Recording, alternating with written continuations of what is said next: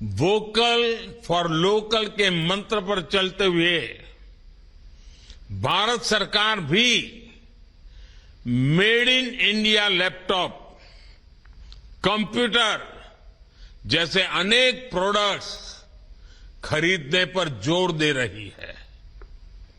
इससे मैन्युफैक्चरिंग भी बढ़ी है और युवाओं के लिए रोजगार के नए मौके भी बन रहे हैं। इसलिए मैं फिर कहूंगा, अर्थव्यवस्था के इस पूरे चक्र को संभालने की, इसे सुरक्षा देने की बहुत बड़ी जिम्मेदारी आप सभी, जब ये सुरक्षा कर्मी के रूप में आपका जीवन आरंभ हो रहा है, आपका कार्य आरंभ हो रहा है, तो कितनी जिम्मेवारी आपके सर पर है, इसका आप भली भांति अंदाज लगा सकते हैं। मेरे परिवारजनों, 9 साल पहले आज के ही दिन प्रधानमंत्री जन धन योजना लॉन्च की गई थी। इस योजना ने गांव और गरीब के आर्थिक सशक्तिकरण के साथ ही रोजगार निर्माण में भी बहुत बड़ी भूमिका निभाई है। 9 साल पहले देश में बहुत बड़ी संख्या में लोगों के पास बैंक खाता ही नहीं था। बेचारों ने बैंक का दरवाजा नहीं देखा था।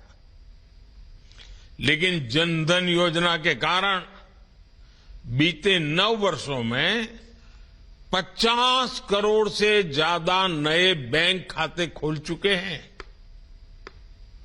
इस योजना से गांव गरीब तक सरकारी लाभ सीधे पहुंचाने में तो मदद मिली ही है, और साथ ही महिलाओं, दलितों, पिछड़ों, आदिवासियों के रोजगार और स्वरोजगार को इससे बहुत बल मिला है।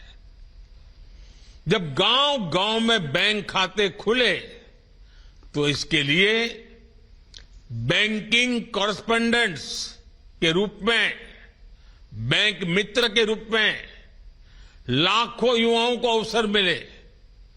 बैंक मित्र हो, बैंक सखी हो, इसके रूप में हमारे हजारों बेटे बेटियों को रोजगार मिला।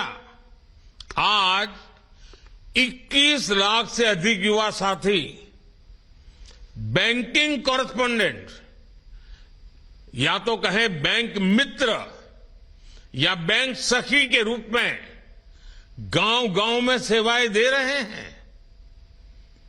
बड़ी संख्या में डिजिटल सखियां महिलाओं और बुजुर्गों को बैंकिंग सेवा से जोड़ रही है।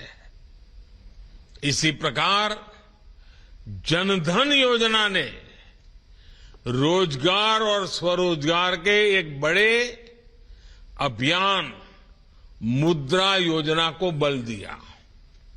इससे महिलाओं सहित उन वर्गों को छोटे छोटे बिजनेस के लिए लोन लेना आसान हुआ जो कभी इसके बारे में सोच भी नहीं सकते थे। इन लोगों के पास बैंकों को देने के लिए कोई गारंटी नहीं होती।